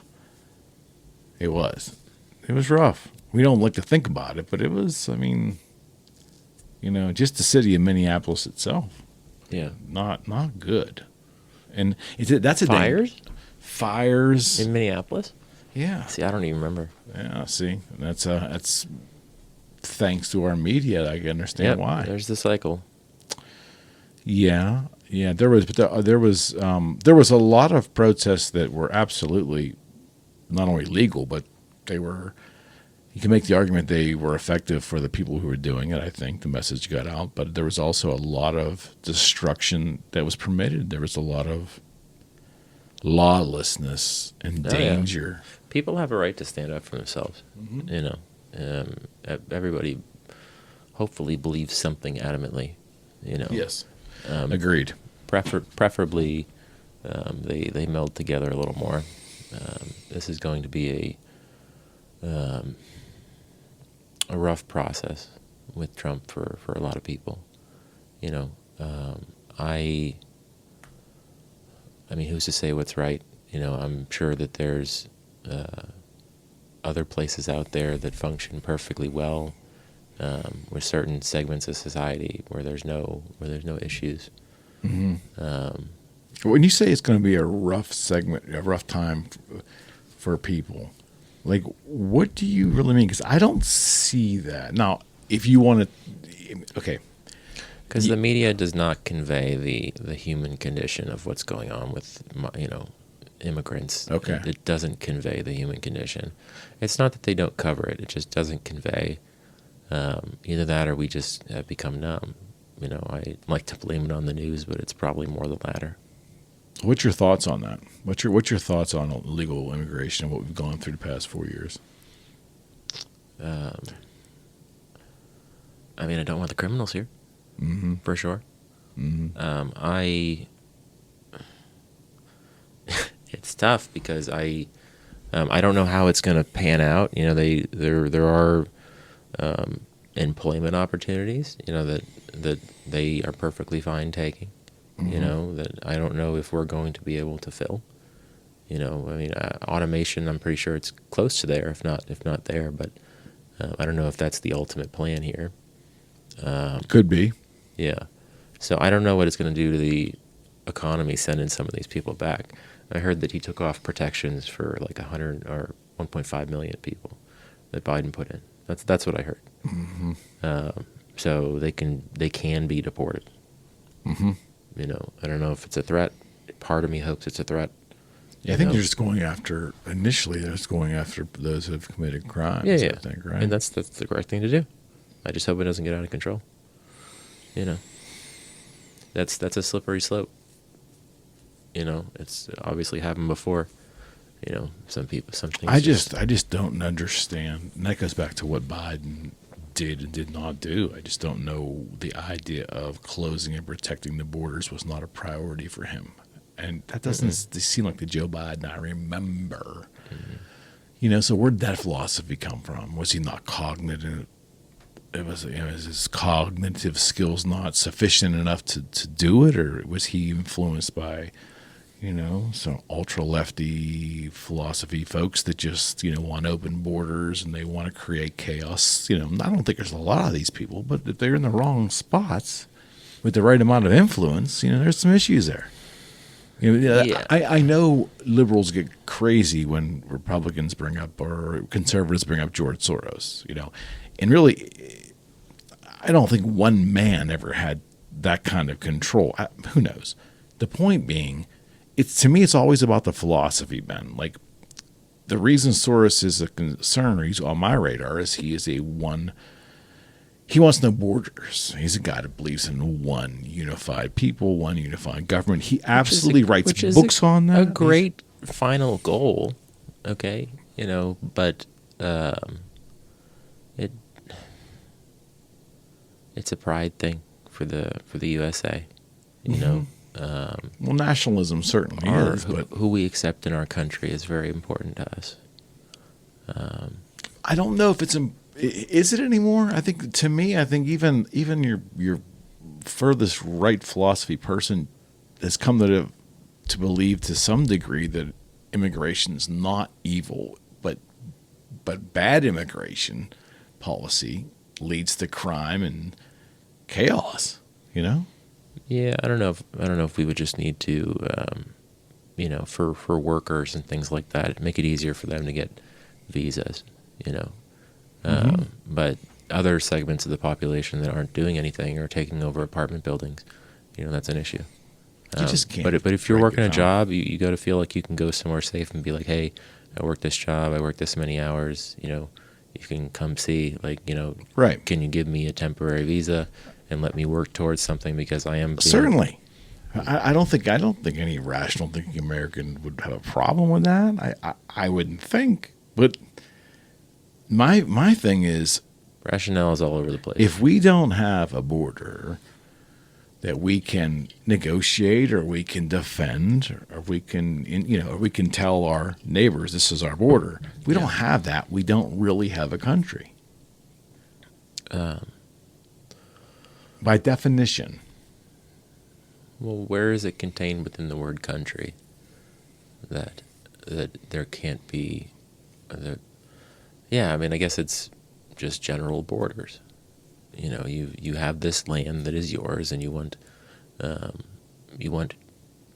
whoever you want to come in and hang out with your family. I mean, what if we don't know who's here? Like, that's a problem right now. We don't know who's here. Oh, for sure we don't. No, we have no idea how many people there are stashed away somewhere. And see, to me, this was my argument.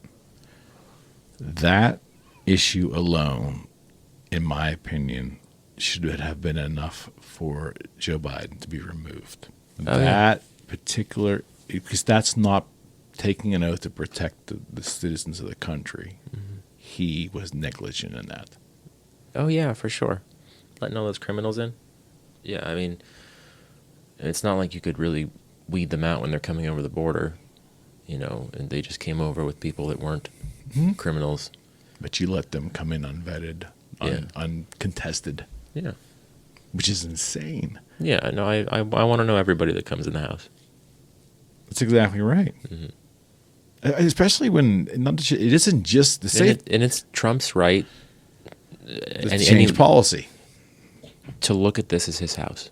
It's everybody's right in that position. Like, that's what you should be doing. Whether or not he's going to do all the right stuff, I don't know. But he's allowed to look at this as his house. That these these borders, this is my house. Yeah, well, wouldn't we want our president to do that? Yeah, but let's see. Biden, how did Biden do that? He made a mockery of people that actually do that seriously. Yes. He wasn't kind to the border agents. He wasn't kind to those agencies that were hired to protect us. Correct. Yeah, absolutely. Yeah, they were down there saying, "This is my house." But they weren't supported. Well, the other thing, too, about the 4 years that he was in was we had a record amount of police officers taking early retirement or just outright quitting all across this country. Certain pockets more than others, but I mean, in big cities especially. The spirit was gone. I mean, you have to have a certain spirit to put yourself on the line every day. 100%. Yeah, every single day. They weren't supported. The idea was that, and the public wasn't supporting them because the powers that were in control at the time had policies that were very anti-police. And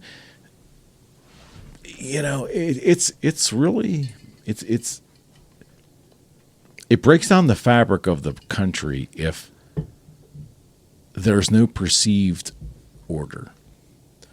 Oh, yeah. And, I mean, respect in general for people pulling their weight around here is important, which is why I feel like a piece of shit sometimes when I stay home. But if you're pulling your weight, if you're working 40, at least, you know what I mean? Yeah. Some people working 60, 80 hours a week, making just enough to live. Mm-hmm. All the respect. Don't be an asshole, but all the respect. Certainly. Yeah. Certainly. I don't think that's a lot for us to ask either out of our elected officials. Yeah, and then you couple that with putting your life on the line every single day. There's... It takes a certain person to do that. It's the same people that enlist. You're doing the same thing Jesus did. Mm-hmm. He put his life on the line for what he believed in. Mm-hmm. That's it. Mm-hmm. It's the same exact thing, which is they're everywhere. Yeah, and how much the public would actually be willing to do that, push come to shove, I'm not one of them. Right. I can't say I am either. I feel like I still got things I have to get done, whether or not I get them done, and I'm selfish about that. But But I think that's an honest statement, and I think it's shared by most Americans. I think that those who serve in those roles, first responders and our military, are a cut above. They just are. Yeah, for sure. They just are. Yeah, I mean, I give myself credit for going through hell mentally, but everybody has, But it's not the same thing. Mm-hmm. I give myself credit because I feel like it's been a lot for me.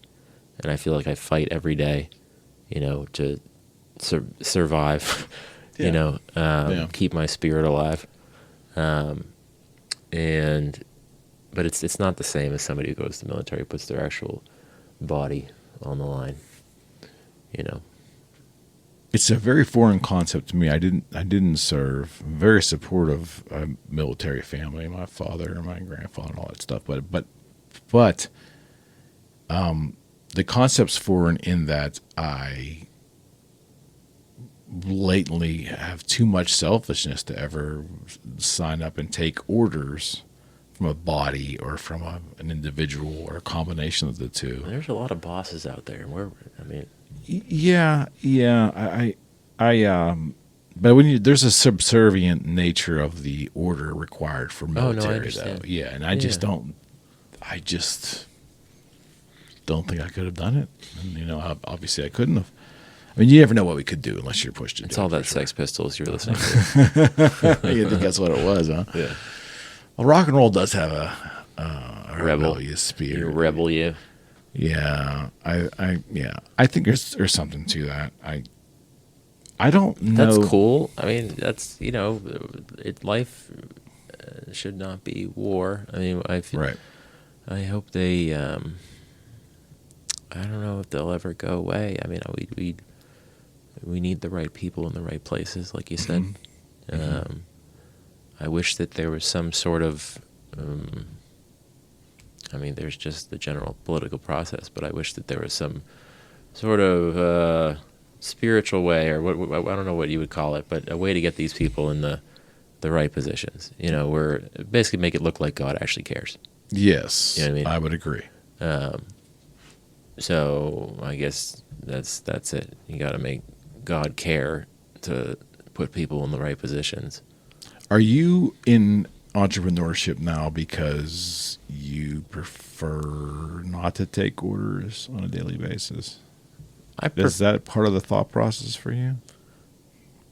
I don't think it bugged me that much. I like it. I like being my own boss. I just can't verify that I'm a great boss for myself. What's deep?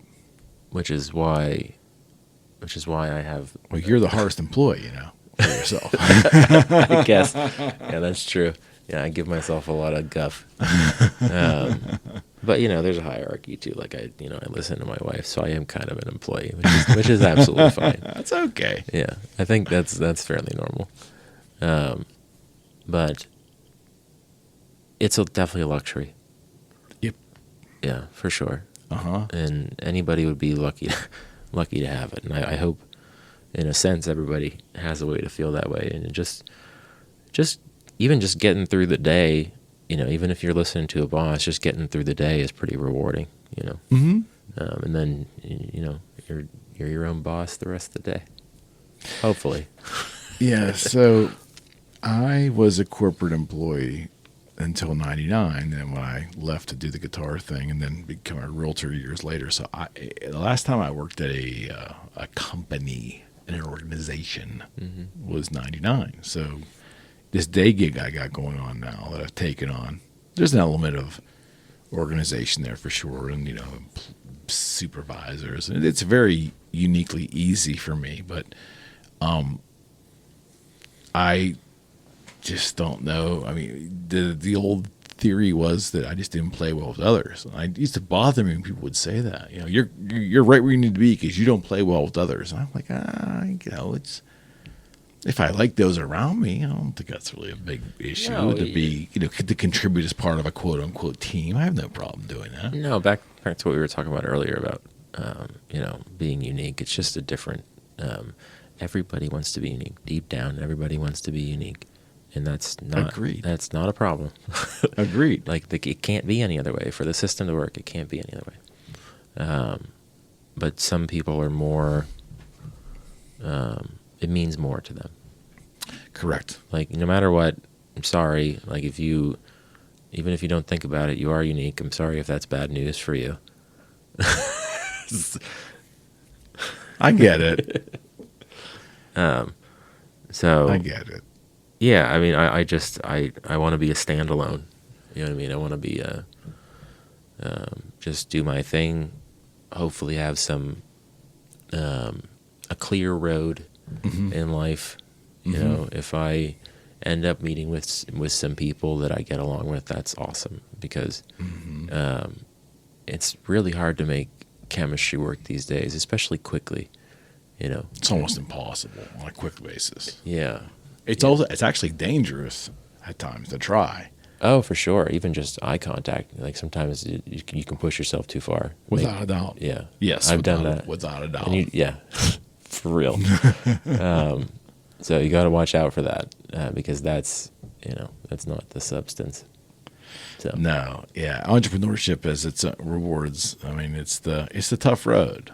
It's the tough road, but it has its rewards that are uniquely its own. Yeah, absolutely. No, a lot of that has to do with time. Like it goes back to the beginning of our conversation. Having more control over your most important currency, which is time. Mm-hmm. Yeah. Yeah, it is a very valuable currency, but currency is also very good. Oh, money's important. Yeah, I really hope mints are very young. are very young. I hope that sometime in the future. Have you seen what is it? Bermuda's money is so beautiful. Like they put so much time and effort into the art of the money. Sorry. Well, yeah. I said that about, that's super important. About postage stamps, and I was a kid, I collected stamps, and like the American stamps just sucked. They were just like, blah. And some of the other countries were like these little countries you've never heard of before. These enormous, like extravagant, multicolored, Mm-hmm. Yeah, there was a level of art. There was a level of art to it that the heavy-handed nature of American commerce just didn't exude there. It was a huge contrast. Yeah, and there had to be a little philosophy there. Oh, and that's super important.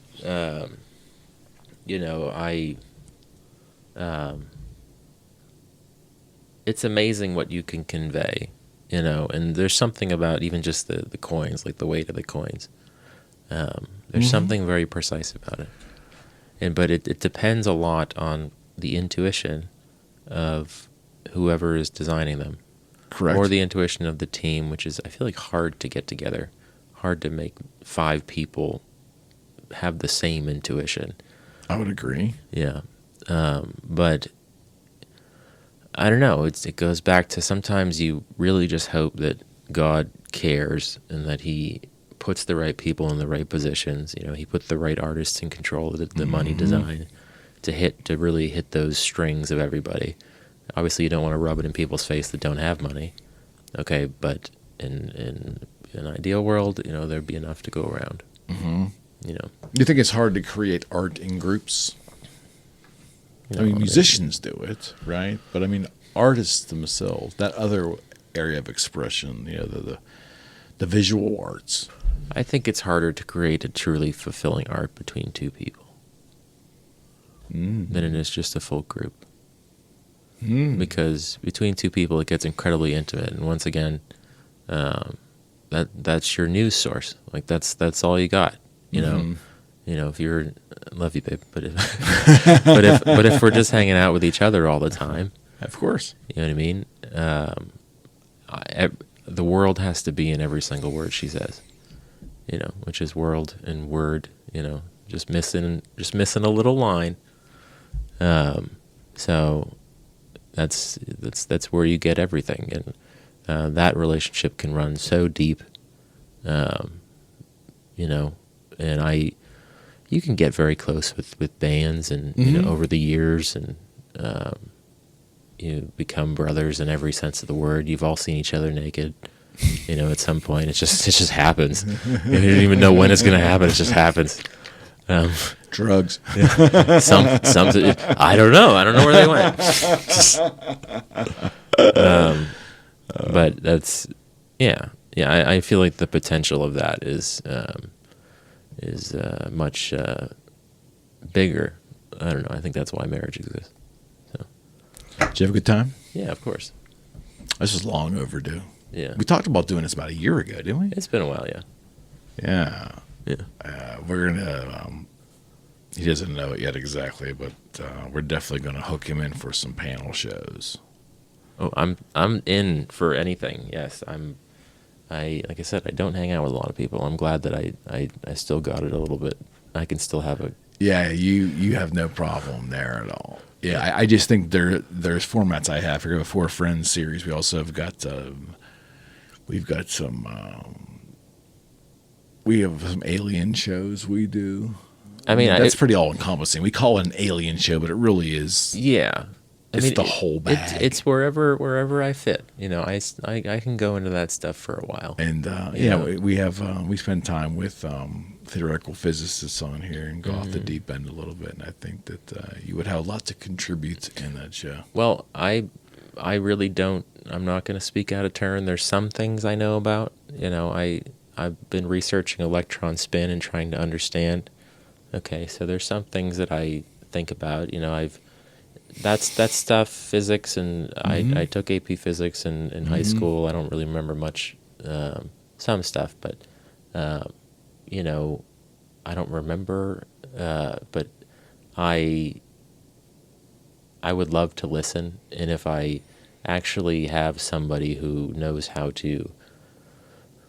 who consciously thinks about making it stick with people. Absolutely. Who consciously thinks about it. It's important to me in selecting guests on this show. But to make an art out of being, I know it's subjective, okay, but this is what every artist does. Well, not every artist, but some artists, art is more selfish, which is not in a bad way. But it's to trying to develop a personality that is universally acceptable. Even if you say something that I don't like, you deliver it in such a way that it's okay. Absolutely right. Okay, and that's there's room for expansion. Certainly. Yeah, there's room to fly in those other, just doing it yourself. Mm-hmm. Yeah. Big plans. Yeah. I got them hooked in now. Yeah. I got them here. Thank you, buddy. Yeah. It means a lot. All right, friends. All right. Thanks, guys. We are out. Talk again soon. Talk very soon.